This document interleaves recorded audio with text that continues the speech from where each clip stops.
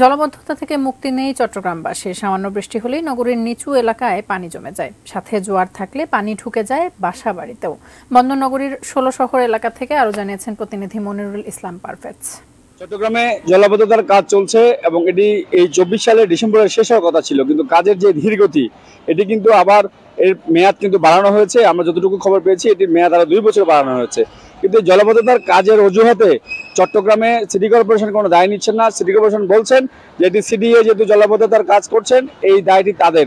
অর্থাৎ এই দুই সংস্থার ঠেলাঠেলিতে চট্টগ্রামের যে যারা নিচু এলাকায় বসবাস করেন তাদের যে পানির যে জলজট বা পানি নিয়ে ভোগান্তি, বৃষ্টি হলেই এটি নিয়ে তারা রক্ষা পাচ্ছেন না। যেহেতু চট্টগ্রামে একটু পাহাড় বেষ্টিত এলাকা, একটু বৃষ্টি হলে পাহাড় থেকে বালু নেমে নালা জাম হয়ে যাচ্ছে। মানুষ সচেতন না, মানুষ পলিথিনগুলো নালায় ফেলছে। এভাবেই কিন্তু চট্টগ্রামের যে দিনপাত সেটি হচ্ছে।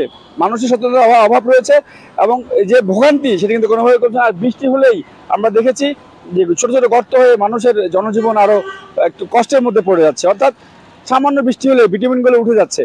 সব মিলে চট্টগ্রামের যে উন্নয়ন কর্মযোগ্য যেগুলো হচ্ছে সেগুলো কোনোটি টেকসই হচ্ছে না। খানাখন্দে ভর্তি হয়ে গিয়েছে একদিনের বৃষ্টিতেই। এটি যদি তার কয়েকদিন কন্টিনিউ করে মানুষের চলাচল একদম দায় হয়ে পড়বে এবং এ ব্যাপারে সরকার যথাযথ কর্তৃপক্ষের সবাই দৃষ্টি আকর্ষণ করেছেন। আপাতত জলাবদ্ধতা নিয়ে ১৬ এলাকা থেকে আমার কাছে এখান থেকে এতটুকুই রয়েছে।